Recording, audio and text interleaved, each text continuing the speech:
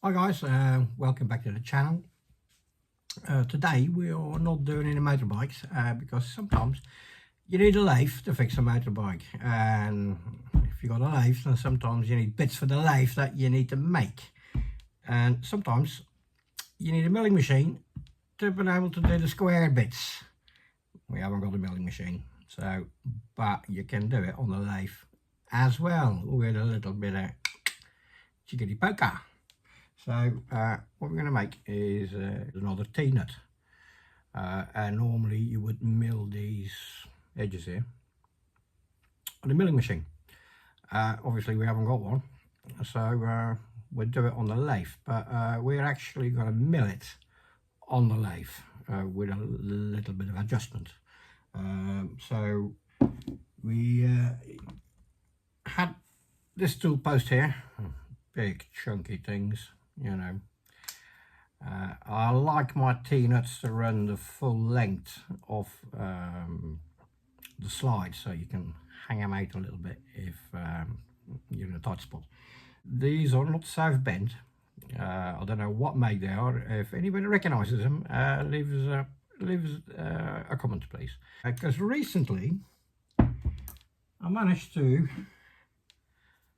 get another one identical, and the guy on eBay who sold them also did not know what they came off, so still we don't know, but they are the right height for the lathe. So when you're making the T-nuts, we'll go a bit more in depth in a minute. What you want to make sure is when you make the stud, you screw it to the end of the thread, and then you can lock it in there, and then you machine it flat. Just put it on the lathe and just make sure like it doesn't stick out.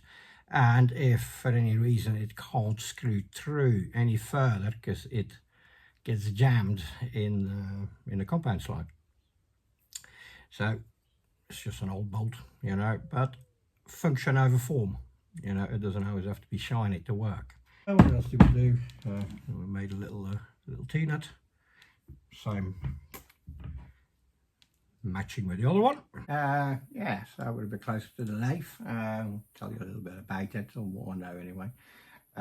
It's 1938 Southbend, made in America, and it came here, well, to the UK. We're in France now, but it came to the UK apparently in a submarine, but it wasn't yellow at the time. So it is about 87 years old now. Yeah, it's a great machine. This one we had not for so long, so now I finally got the chance to make some more stuff for it, so it becomes a bit more usable. Recently we made a new backplate for it, so we can mount this nice little chuck. Before that we only had a big 10-inch 4-jaw for this, so now it's a little bit more usable. They are great old machines. It's not in bad condition, not in bad shape. That's what it is. It's Southbend. Oops. The carriage, all looks nice. Carriage stop, again from another lathe, but I made it fit. I just changed that a little bit, and it looks good. It's got a single tumbler gearbox. It's belt driven. The old belt. You oil them with the oilers on the top, so you have to do that every time you use it. Every hour or so you need to fill these things back up again. And you've got various little oil ports. You put a squirt of oil in them everywhere. There's another one there. They're absolutely everywhere. So you run around, another one, a few more, another one there. So you run around with an oil can quite often. So right, let's see, how did we do this? Milling these T-slots on this thing. To be able to clamp things on here, you can make one of these. So it's a little puck.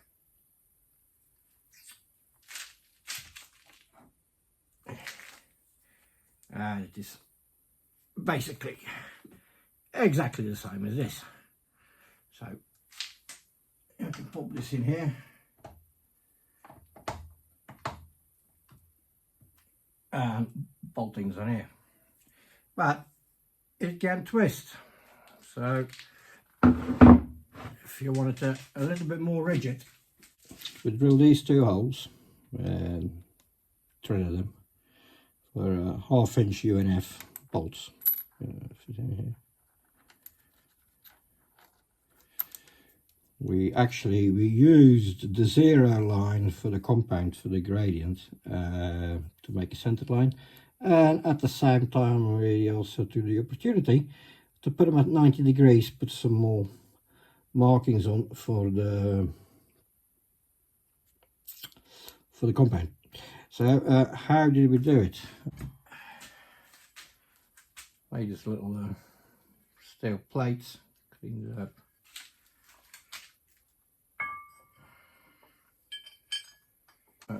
These, well, they were 1 piece. I just chopped them in half now for 2, so we could make 2 in one go. And the thread's already on there. Bolted them on here. There is a little bit of give in the bolts, so you can square it off against the jaws of the chuck, so it is perfectly perpendicular like to the lathe, and bolt it down. These holes that are the holes for the T-slot, like so. Put a bolt. And I'll take you in here.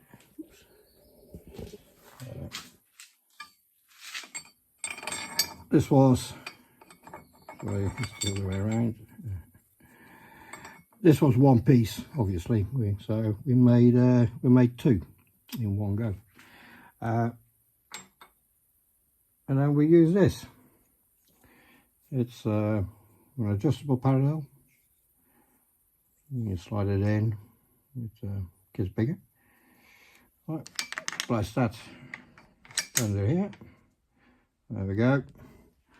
Like so. And then we mill it that way. We set the stop here. We did it in 3 passes. Sorry. And then we flip it over and we do the other side. And for the purpose, what the function of this, it's plenty good enough. So enjoy the little video of the machine actually running.